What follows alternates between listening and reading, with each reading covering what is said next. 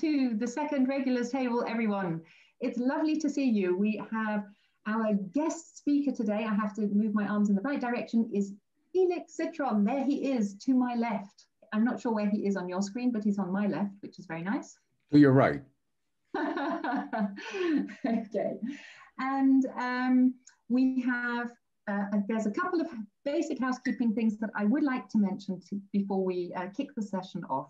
So as I've already mentioned several times, this is being recorded. This is our second Regulars Table. We already had the first Regulars Table with the author of the first chapter of our wonderful book, Changing Conversations for a Changing World. And that was Karina Winberg. Yes, very good. Everyone who owns the book now raises it. So a bit of solidarity here, please, people. Those who do not yet own the book, do your hands not feel empty at this point? You need a book in them, people. Okay, so this book can still be ordered. We would highly recommend it. But enjoy this evening, and perhaps that is conviction enough to go and order it immediately. But we will be providing links for you to order the book later. It's basically Amazon. So you can just go to Amazon and order. Karina's topic, just to very briefly recap, was inner climate importance in time of outer climate change, or outer climate danger, sorry, not outer climate change. And logically, we're going to be moving through the months, through the chapters of the book. So we've already, the Regulars Table 1 was looking and focusing on chapter 1. Now we're focusing on chapter 2. This is, of course, Elix's topic this evening, and we're going to come to Elix in just a moment. A couple of words. Behind me, we have a logo. This is the European CIQ Collective. The 15 authors of the book are all members of this collective, as am I, of course, Elix, and Ute, who very kindly is today our tech host. So first of all, a word of thanks to Ute for managing all the technical difficulties. If you're struggling, write in the chat box to Ute. She will look at it. Our collective, although the name is European CIQ Collective, it is in fact a collection of coaches that are across the globe, based across the globe, meaning also we have a number of US members, we have members from Israel, and I can't remember, a whole range of European countries. So I think last time I worked it out, we had something like 14 different languages represented, which is very exciting to have as a collective as such.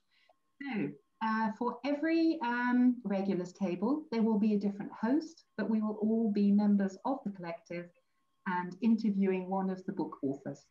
So my name is Tanya, by the way, as you can see on my picture, and it's lovely to have you here today. And before I actually turn to Elix, I would just like to mention that he has warmly welcomed the opportunity to answer any of your questions. So throughout this whole session, please do feel free to add any questions you have to the chat box. I'll be keeping an eye on it, and we'll be trying to weave them into our conversation as we go along. So please don't hold back. And having now reached the point of welcoming Elix officially, hello Elix. Hello everyone. Talking we're very interested in having a deeper conversation about your chapter of the book, chapter 2, which is the Create Your Own Yellow Brick Road to Greatness. Now, well, thank you for having me. You're very welcome, Elix. It's lovely to have you here, really. And in the last session, the Regulars Table, it actually began with the question of how did your chapter come about? But I'm going to not use that. That's coming later, because, yep, just to keep you on your toes, Elix, my first question to you is actually going to be, as one of our newest members of our European collective, I'd just love to ask you, how is it that you came to be a member of the European CIQ collective?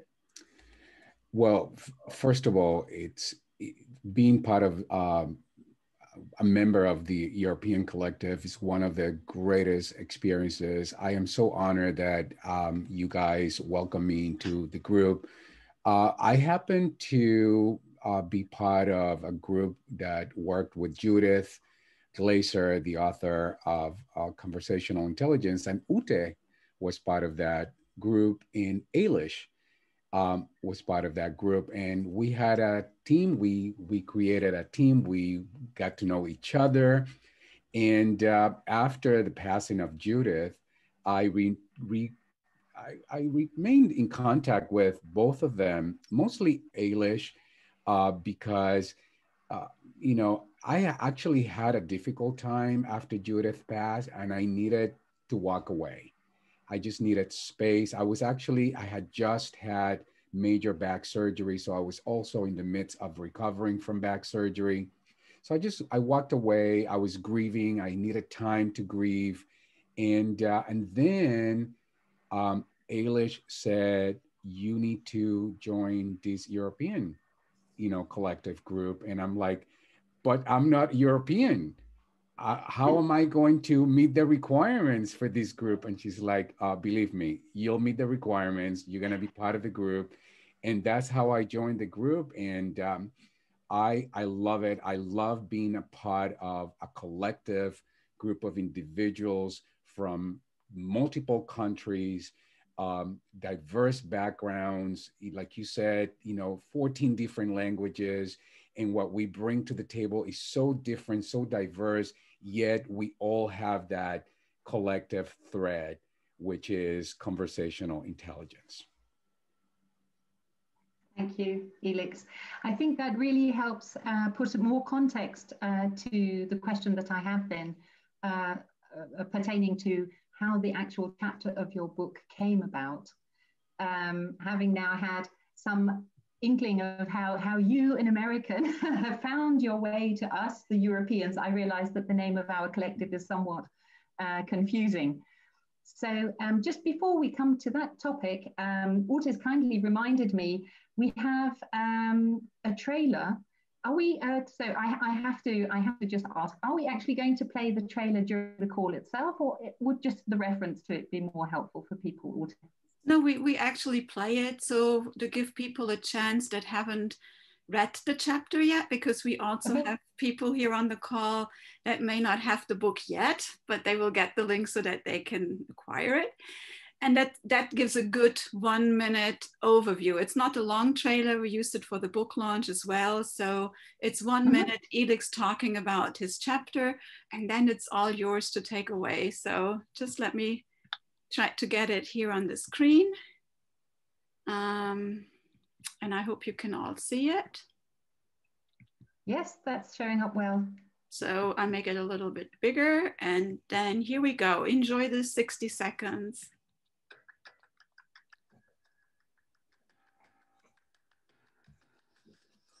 Hi everyone, Coach Elix here. I'm so proud to co-author this book with 15 other great coaches and consultants from around the world. My chapter is chapter 2, create your own yellow brick road to greatness. And I actually wrote this book in collaboration with Judith Glaser. And it's a really fun way to integrate the Wizard of Oz into G.R.I.P, my own methodology, so that you can then create a pathway to be great, because greatness requires intention and purpose. So I highly recommend you read chapter 2. And I hope you have as much fun as I did writing it.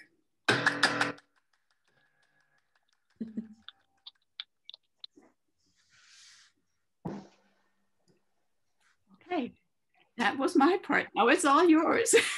Okay, thank you, Ute. That was very kind of you. So, Elix, now I in fact come to chapter 2 of the book. Tell us, please, share with us your thoughts. How did you find the topic of your chapter? What was it that inspired you to write an article about this? Well, to be honest with you, what inspired me to title the book Follow Your Yellow Brick Road to Greatness was a conversation I was having with my husband, who happens to be here watching and supporting me, Stephen. He's also known as Stephen the Medium. Stephen is a kid at heart, and he is a super fan of The Wizard of Oz, among many other movies. Actually, I think that's one of his top 3 movies. And I was very involved in getting certified through in conversational intelligence. And I had developed a really great relationship with Judith. And there was a project that we needed to complete to get certified. And Judith had introduced me to the idea of roadmaps. And I've been coaching for, nearly 20 years so I've been working on my own methodology, which I call GRIP. Greatness requires intention and purpose. So in my mind, I'm thinking, okay, roadmap. I definitely, if I have to do a project, I want to make it my own. I need to somehow find a way to integrate GRIP with conversational intelligence. So I didn't want to make it up. So I called Judith and I said, would you help me integrate the two? And she gave me some ideas as to, how to integrate it. And then in the back of my mind, I have Yellow Brick Road.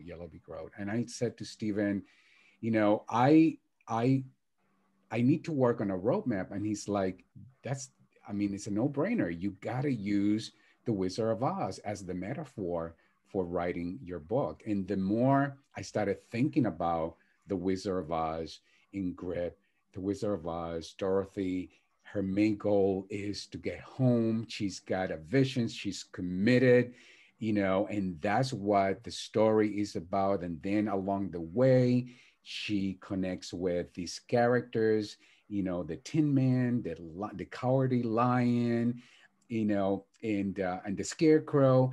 And together they become a team. They collaborate to ultimately create a plan to ultimately get home. So that's how I put it all together. I wanted something that people would feel when they read it, they would feel it was fun. But at the same time, I wanted a thought-provoking way to nudge people to think about, wait a minute, what is it that's important for me? What's my vision? How do I want to lead my life? And that's really what GRIP is all about. The introduction to that, Elix, begs the question, how many times have you seen The Wizard of Oz? And has Stephen seen it more than you? Well, he certainly has seen it more than me. That's an easy one to answer. We've been married going into 28 years. So I can assure you at least 28 years. So 28, that's lovely. This is part of life. There's compromise and there's things that I have to do because he loves doing them, and watching old movies is one of them. It's like when he pulls the old movies, Wizard of Oz among them, Willy Wonka is another one. I'm like, okay, it's my contribution to the relationship, but I do it. I love it. Yes, lovely. So Elix, I prepared a couple of questions for us. You have no idea what I'm going to ask, but I'm going to be very nice. So that's okay. So, I actually said that, to Tanya, I love the unexpected. So I want to be surprised by your questions. I welcome your questions, and you can ask me anything. And yeah. I'm willing to go there with any of you guys. That's wonderful. So just for those of you who've joined us, please do feel free to post any questions that you have in the chat box, because Elix would welcome the opportunity to address them, and I'll just weave them in as we go along as fits. So you mentioned, Elix, that you've been a coach now for 20 years, and what would interest me greatly is simply on your professional journey, how did you actually discover Judith's work around conversational intelligence? So that is a great question. By the way, for those of you saying to yourself, 20 years, but he looks so marvelously young. Well, thank you. I appreciate the compliment. And yes, indeed, I'm very young. I started very early, but 20 years indeed. I led a program for landmark education in New York City called the Introduction Leaders Program. It was a program that introduced me to coaching, and it's a program designed for leaders from around the globe. It's like the Dale Carnegie program, very similar. you apply, you get accepted, and leaders from all over the world come together in one session in New York City. Locally, in New England, I led the New England program and then the New York City program. But after 9/11, a few years after 9/11, by the way, the World Trade Center was the home of landmark education. So it was very disruptive when the towers collapsed. And then I decided to stop leading. And I focused on my career as a healthcare executive. And I went from a very high of loving everything that I was doing and leading a program that was the most extraordinary program and coaching people, coaching high performing leaders to like probably a very low. And while I loved being a healthcare executive and I brought coaching to my healthcare career, um, for many years, I felt something was missing. There was something missing. I couldn't quite connect what that was. I saw Judith's program, as part of W. Beck's, and it sort of caught my attention. I don't know. I do believe the universe works in mysterious ways, and the universe sort of draw me towards Judith and the program. And then we met in New York City. And then something magical happened. When I was in New York City, and there were probably around 300 people in the group in New York City, I was sitting there, and suddenly I had this aha moment that took over me and said, "Oh my God, this is where I belong. This is what has been missing for me for the longest time."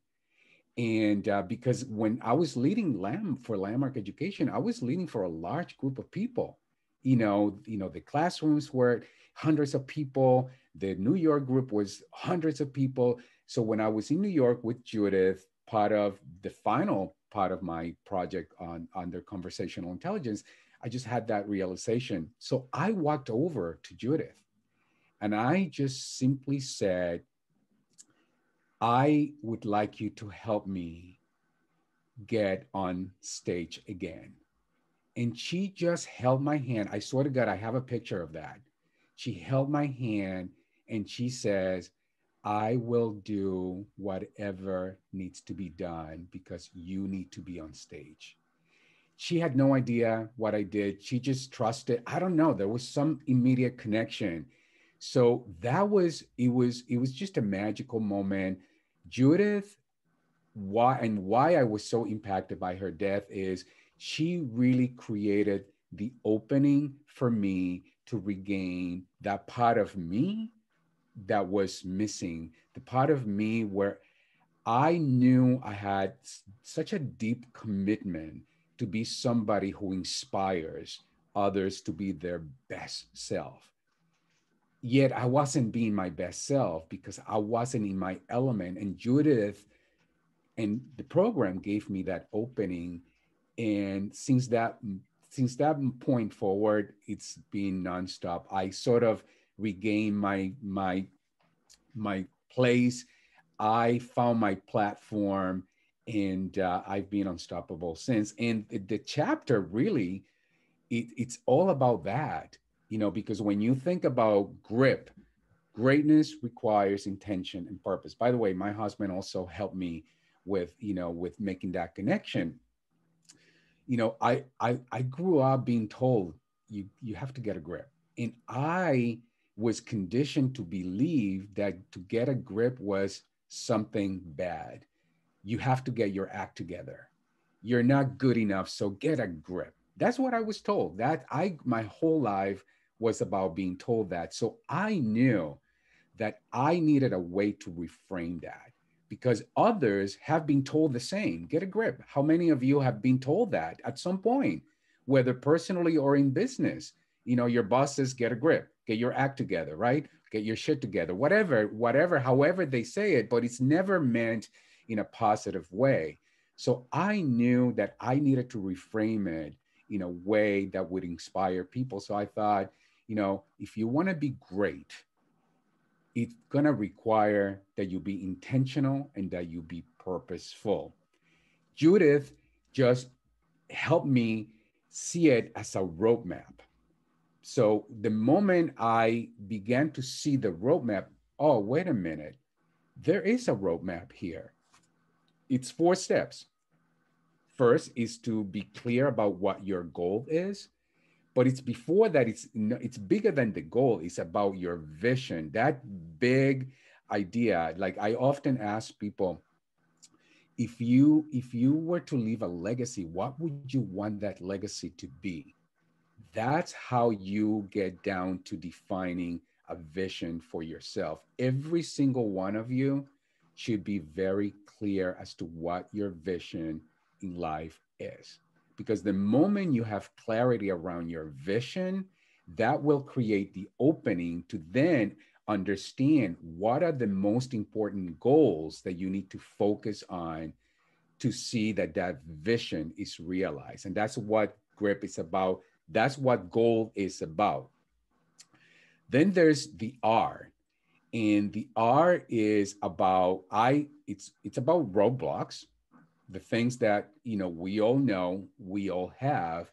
And I like to relate to it as what we resist, it persists.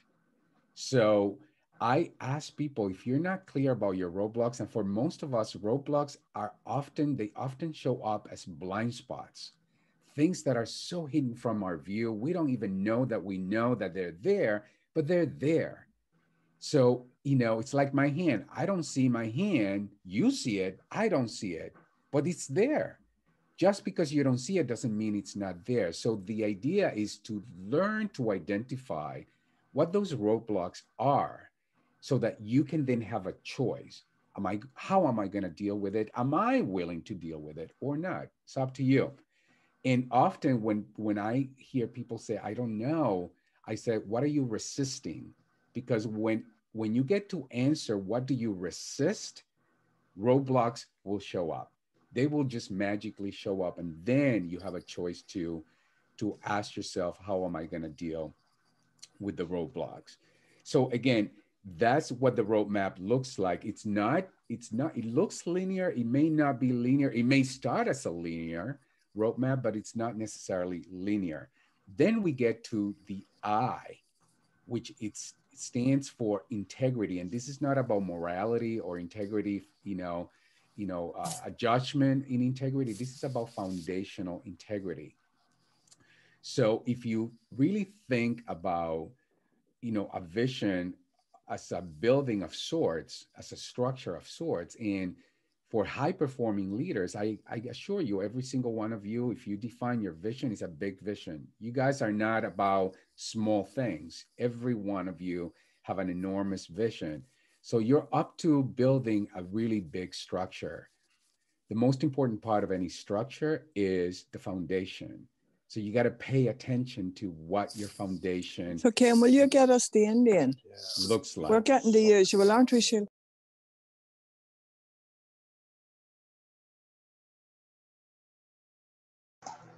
Elix, sorry to interrupt. Elix, you need to unmute yourself because I think everyone just got muted. So if you could unmute yourself to continue, that would be great. So I think it was the big vision. Then we were interrupted by Elix's Indian for this evening.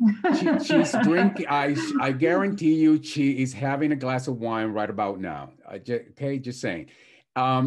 Anyway, so the foundational integrity is important because it's our foundation. If our foundation is not whole and complete, whatever you built on is always going to be compromised. Now, that doesn't mean that you cannot build on a foundation that's compromised. There's plenty of buildings that get built on shaky foundations. What it means is it will not withstand. And if you have a big vision, like my vision, I'm here to transform the world. My foundation has to be whole and complete. Otherwise, I'm not going to be able to fulfill on that. And ultimately, by the way, if your actions are not aligned with your vision, that's a sign that your foundation is compromised. So you got to look really hard. And ultimately, it's about planning the work and working the plan. So, one of the things that you may ask, okay, so that's what GRIP is in essence. That's the roadmap. So when I started thinking of a fun way to integrate GRIP with the Wizard of Oz, I just had this visual. And I talked to Stephen. Stephen knows GRIP in and out. I mean, after 28 years, hello, he lives GRIP. He was just like, it's very simple. Dorothy, her vision is she realizes that there's nothing more important for her than home. That's what she realizes, and now that she found herself lost, her goal becomes very clear. I gotta get home. You want to know whether I want to attend it or not? Somebody, okay, very good. I gotta get home. So that becomes, her vision. Now, from a conversational intelligence, from a neuroscience perspective, what you want to get, it's most of us, when we think about goals, we often, we hesitate to be clear about our goals because fear gets in the way. So our primitive brain is designed to say, you may not want to make a big goal because what happens if you fail? You may look bad. So our primitive brain engages, so you want to pay attention that whenever you think about your goals, oftentimes our brain is designed to play it down, not allow you to play big because it's trying to protect you from taking unnecessary risks. So the idea is to just be mindful, be clear, understand, so that you can say, hey, thank you for sharing. And nevertheless, this is my vision. This is what I'm committed to. These are my goals. This is what these are the goals that are going to align, are going to have my vision be fulfilled. So let me just sort of stop there because I've given you a very long answer to one question. Is this clear for everyone so far? And if anyone has any questions, this is a time to jump in. I'm assuming it's absolutely okay for you, Elix, if people just unmute if there's anything they'd like to say. Absolutely. Yeah, so please go ahead. If you haven't written anything in the chat, don't worry. If there's anything you'd like to ask, feel free to unmute. Yes, Charlotte. Yeah, in the absence of, let's say, this one big goal, a life's purpose, if you have stepping stones along the way, have smaller goals, let's call them objectives along the way. That big overriding goal maybe is not absolutely clear, but you're achieving small goals along the way that are keeping your momentum going, that are keeping you happy and sustained. How does that fit in? Because I hear you saying you have to have this vision, you have to have this goal that pulls you towards your vision.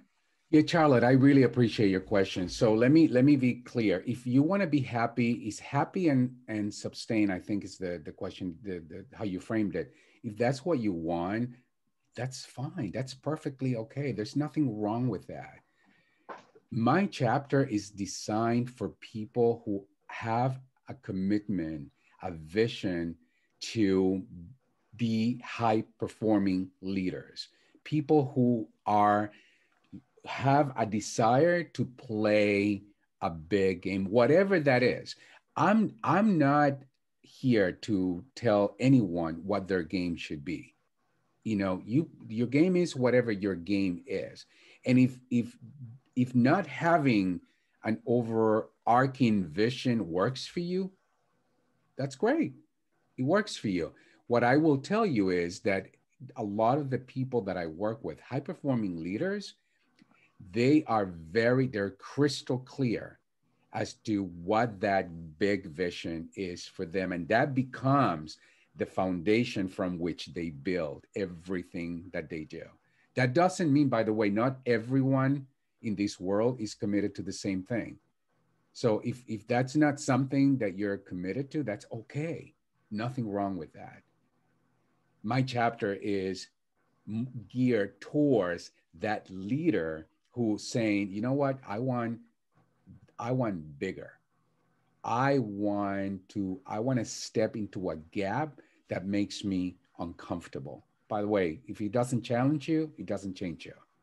And this conversation in my chapter, G.R.I.P, it's all about getting comfortable with that uncomfortableness.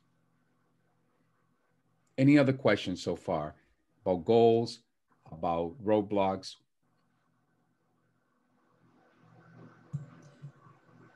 Elix, maybe this is a little early to ask, but comment on the relevance of Dorothy's partners, the Scarecrow, the Tin Man, the Cowardly Lion, even the Wicked Witch, and how that plays into the need, Dorothy's ability, if you will, to be able to communicate with so many different kinds of people and meet them where they are. And that, as we all know, was a principle of CIQ anyway. But I think it's an interesting parallel, and I'd love to hear your take on it. Yeah, and by the way, Lil is my mentor coach. She's the person who helped me get my PCC through ICF. So I owe her a whole lot, because if not for her work and how much she put into getting me there, I wouldn't have that certification. But no, I have to interrupt you. You did all the work. You're an awesome coach, as everybody here knows. Well, thank you. Thank you. Thank you so much. So think about, so the story of the Wizard of Oz is, you know, Dorothy, wants to get home. Home is everything for her. She realizes that, you know, her family is the most important part of her. And in this journey, she finds three people, right? The self-doubting Scarecrow, who is also wishing for a brain. The self-pitying Tin Man, who longs for a heart. And the cowardly lion, who yields for courage.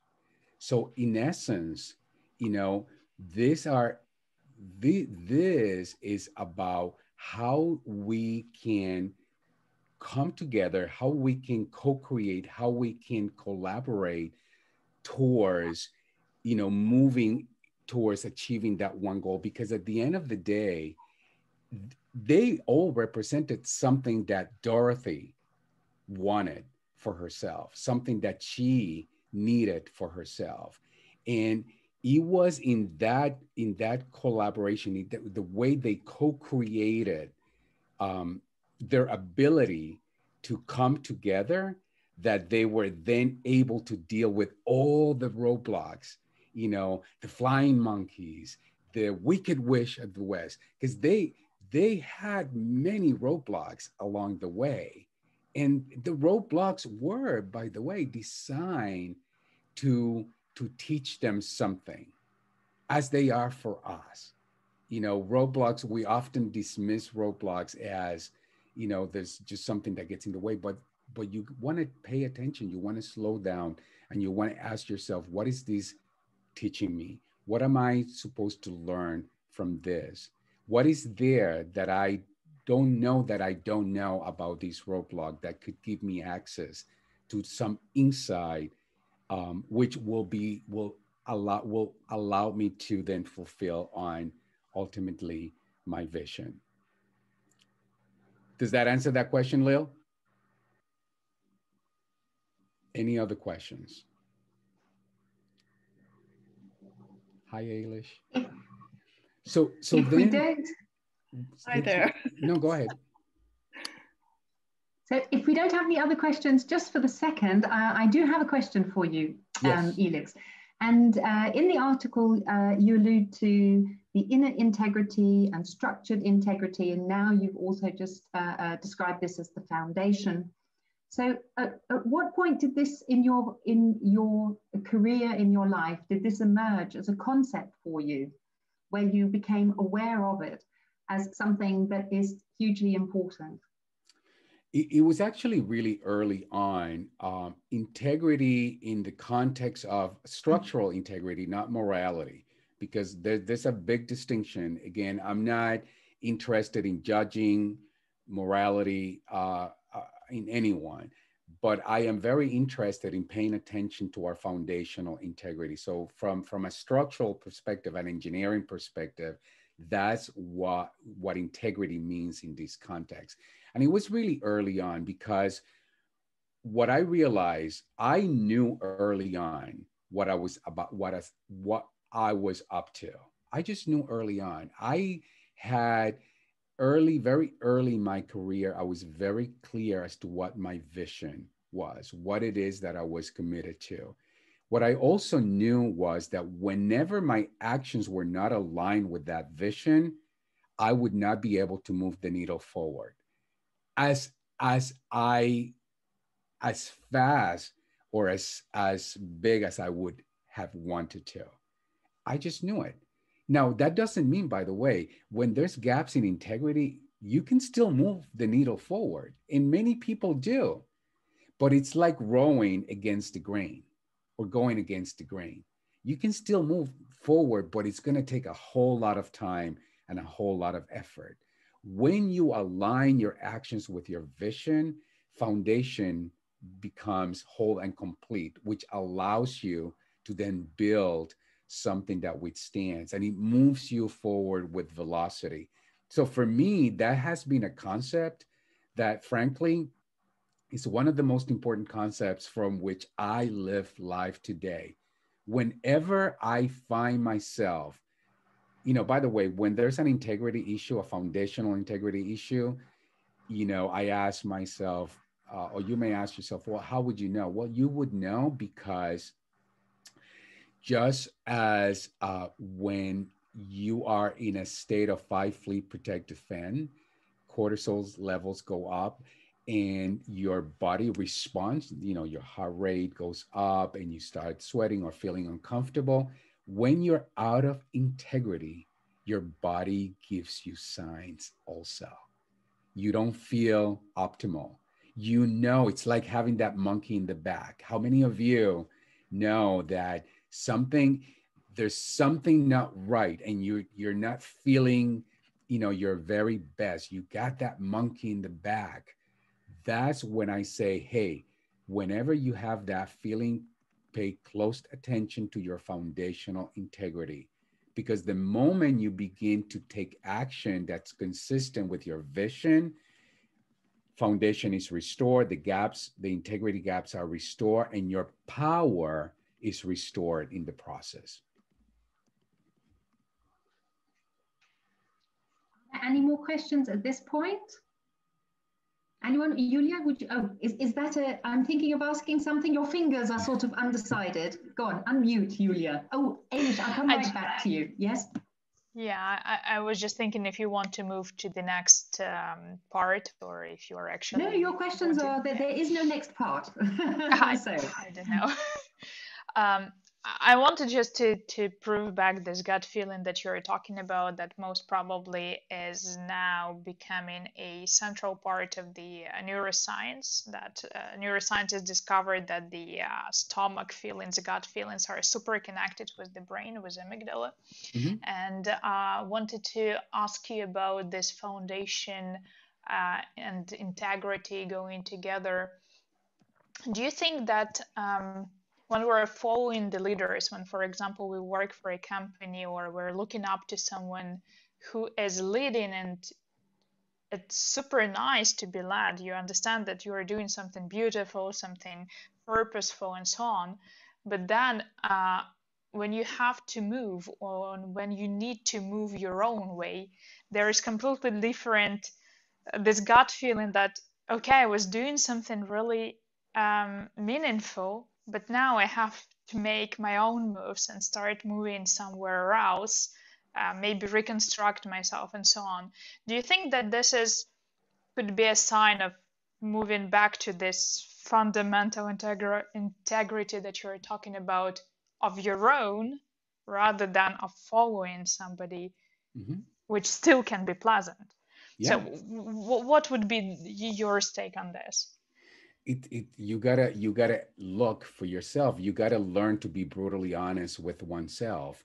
By the way, that's, going back to Charlotte's point, when I'm working with leaders who have, they're very crystal clear as to what their aspirations are, what they want their legacy to be. That is what creates the opening to then, check in and ask yourself, because when you have that crystal clear, that clarity around what is it that's most important for you, then you get to ask yourself, is what I'm doing aligned with that or not? Now, oftentimes, again, we see fear as a negative, but fear is there to protect us. Fear is designed to, be the friend that says, hey, I don't want you to get hurt. I don't want you to look bad. I don't want you to take unnecessary risk. But at the same time, fear also puts the lid on what's possible. So you have to be willing to say, okay, I'm stepping into something that may feel really uncomfortable, but it's necessary. And it's up to you. The only one that has the answer to that, it's you. By the way, when people ask me, what do you think? I say, I don't know. What do you think? Because the answer is always within you. You got to know. I know tremendous leaders who should be pursuing their own careers, but they're paralyzed by fear. They're paralyzed by fear, and they're doing great things with someone else, and that's okay. Does that answer that question, I hope, somewhat? Then, Elix, would you like to unmute and just bring up the point you wanted to? Your hair looks wonderful, by the way. That's as my apology, okay? Your hair's beautiful today. I fluffed it up to try and look normal. Anyway, Elix, apologies about the Indian. I was testing you at that point. I will have a glass of wine later with the Indian. I haven't had it yet. I'm really, really loving your talk. And my question is around, because it's stuck in my mind when you said it, the roadblock. It's very relevant to COVID, isn't it? And I thought, I don't think I've got out of the COVID roadblock, to be honest with you. I really don't. I think it's getting worse instead of better. And that was my question. And I wrote down what you said, fear puts the lid on what's possible. So I suppose it's more, I don't know, it would take a couple of hours to answer what I'm asking you. How do you remove that roadblock of COVID when it's a reality, Yeah, it is a reality, but there's also, remember Judith's words, our words create our reality. What you speak is what you create, it's what you get, what you manifest. So yes, there are certain realities about COVID, but I have a commitment to look for what's possible in the midst of the circumstances. So, I don't allow myself to get trapped on just the circumstances and what's not possible. You always have a choice to look at through the filter of what's possible, what's not possible. So I make a choice to look through the filter of what's possible always. So in the midst of COVID, by the way, I've done amazing things. My husband and I just bought a house of our dreams. People thought we were crazy. They're like, how are you possibly taking such a risk now during this enormous destruction? And I'm like, well, when is the right time? The right time is when we say the right time is. Yeah. Because we're looking through the filter of what's possible. And that's available for every single one of you. And by the way, that's also aligned with that integrity conversation, that foundational integrity conversation, because if you say you have a certain commitment, yet you get stuck in looking at what's not possible, there's no alignment. There's a gap in that foundational integrity. And that gap is going to prevent you from building up that vision that you're committed to. By the way, because I want to make sure I get to the P part of GRIP, one of the most important parts is about planning the work and working the plan. You got to get in action. You got to actually do the work. A goal without a plan is actually not a goal. It's some illusion, some idea.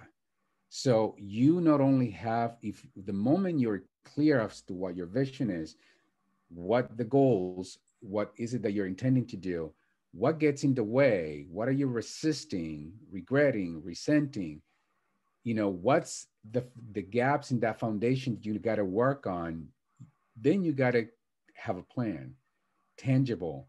It's got to have metrics. You have to have the by when. By when am I going to get something done? How will I know that it got done? A goal without a plan is just a dream.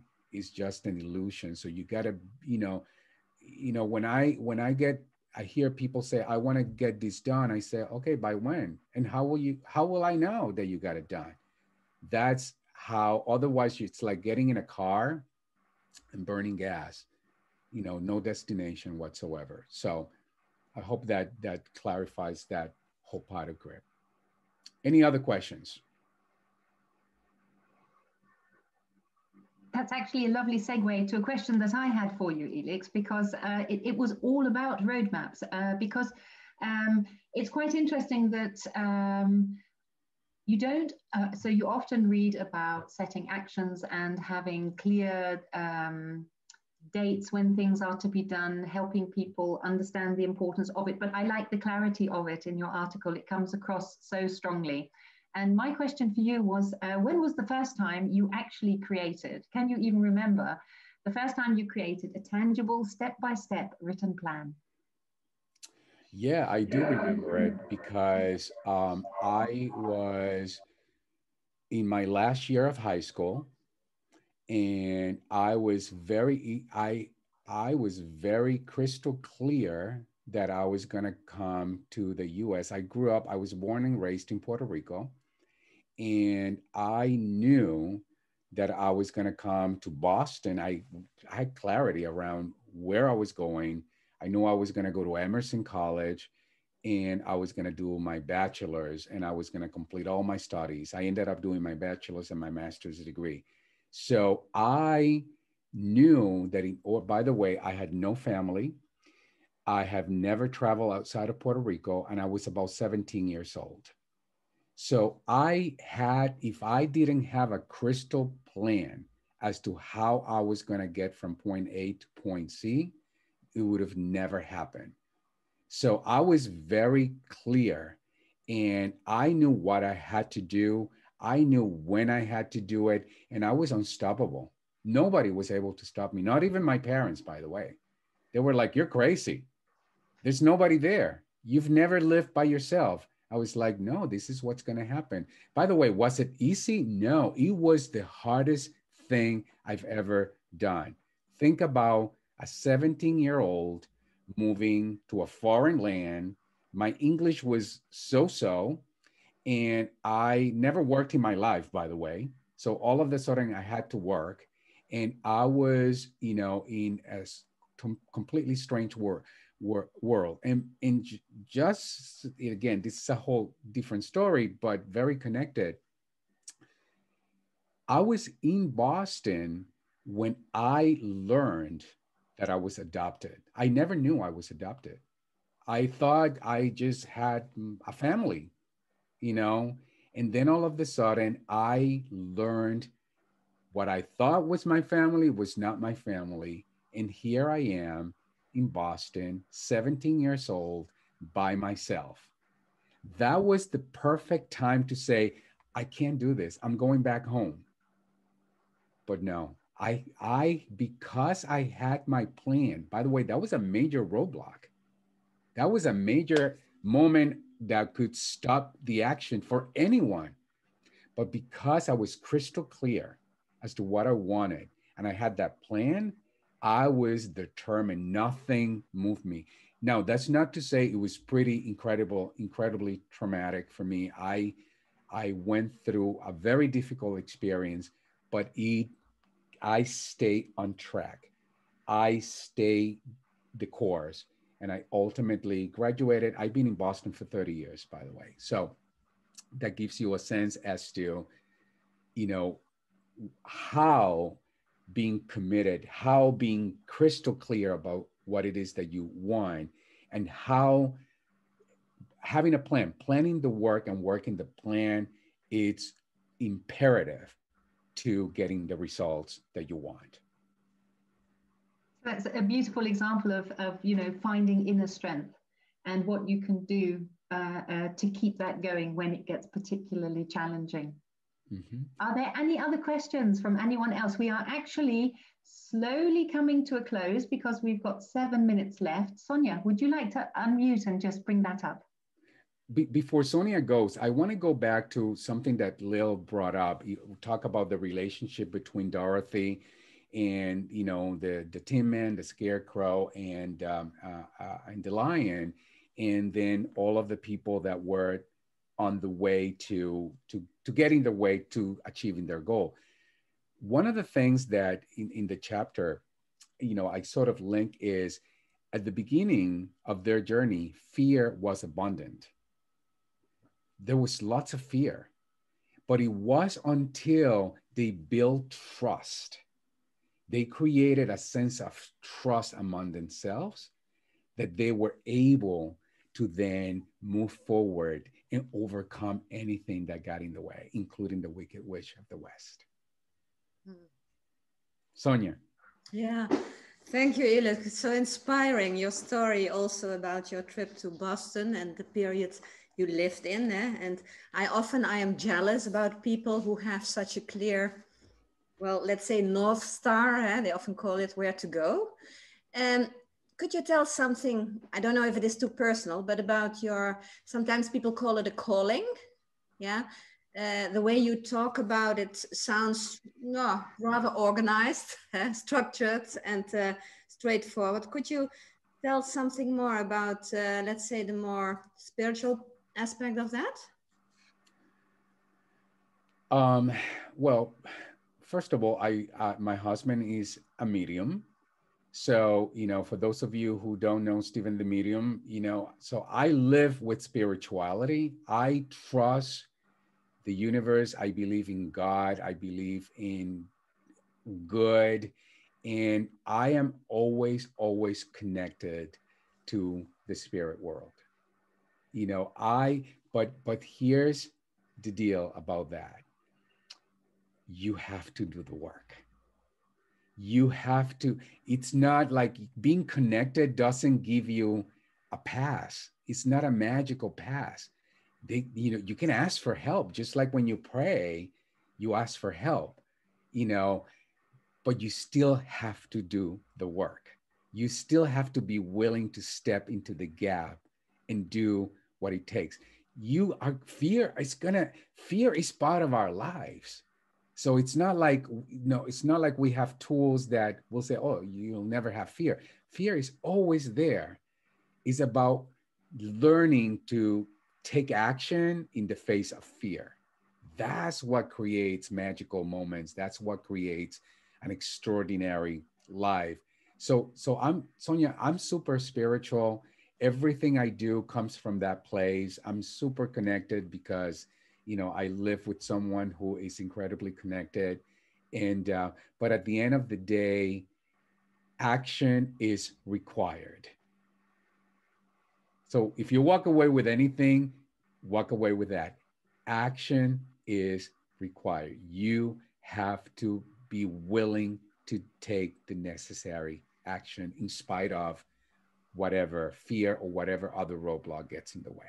Mm-hmm. Yes, discipline and effort. Thank you. You're welcome. So we have, I'm actually going to now use the opportunity to ask one final super quick question before I close off our evening. And the question that I'd like to close it with is, Elix, have you and Stephen ever had a dog called Toto? Oh my God, Tanya, don't give Stephen any ideas. You listening, Stephen? He is listening. I promise you, I'm making notes.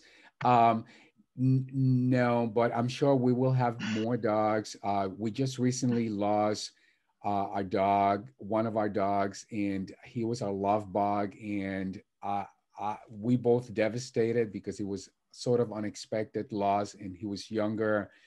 So yes, there'll be more dogs to come, and maybe Toto will be. Oh my God, Tanya, I'll never forget this. Good. This is in the spirit of keeping the Wizard of Oz alive. For those who have not yet encountered it, it's always an opener for a conversation with children, is it not? So at this point, I'd really like to thank you immensely, Elix. It's been a fascinating round, really such an interesting journey that you're on, and inspiring words. I'll just copy what Sonia said, and I find, for me personally, that was very inspiring to listen to you, and I hope that the others on the call have also similar sentiments and really found this such a well invested portion of their midweek evening. So just once again, before I wrap the call up, I would like to point out this regulars table is, as I mentioned at the beginning, based on our book that was co-authored by 15 members of the European CIQ community, and the book is Changing Conversations for a Changing World. Elix very kindly gave us some more insights into chapter 2, his own chapter this evening. The next regulars table, we'll be looking at chapter number 3, logically, yes. And that is going to be on the 20th of January, Wednesday, the 20th of January. And the two authors for that evening will be Grace Moniz, who is with us on the call today. Hi, Grace. And Katarina Bollecker-Haglund. And they're going to be talking about their chapter, which is a case history. And it's titled Curiosity, Intentional Listening, and Letting Go. So please mark it in your diary. It would be the same sign-up procedure using Eventbrite. And I'm sure if you're on LinkedIn, you'll see some reminders appearing there, so you can't overlook it.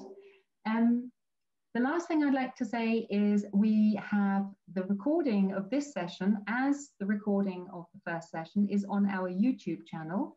And Ute, do you happen to have the YouTube channel link for us again?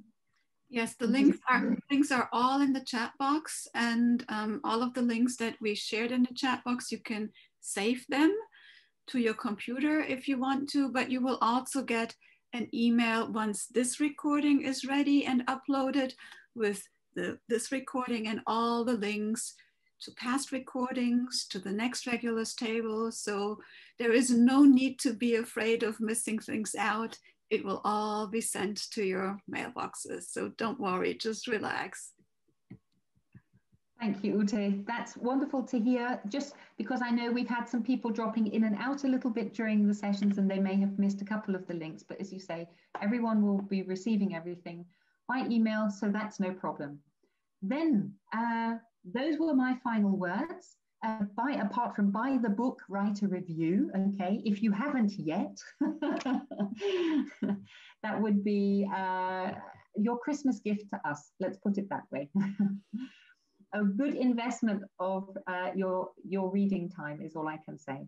So thank you everyone for joining us. A very big thank you to Elix, to Stephen for also being on the call. That was so lovely that it's often people refer to their significant other in some form, but you never have the opportunity to see them. So it was a pleasure having you here as well, Stephen. Then everybody, I wish you a wonderful evening. Remain safe, everyone. Enjoy yourselves. Thank you. And a good year to you all. Bye-bye, everybody.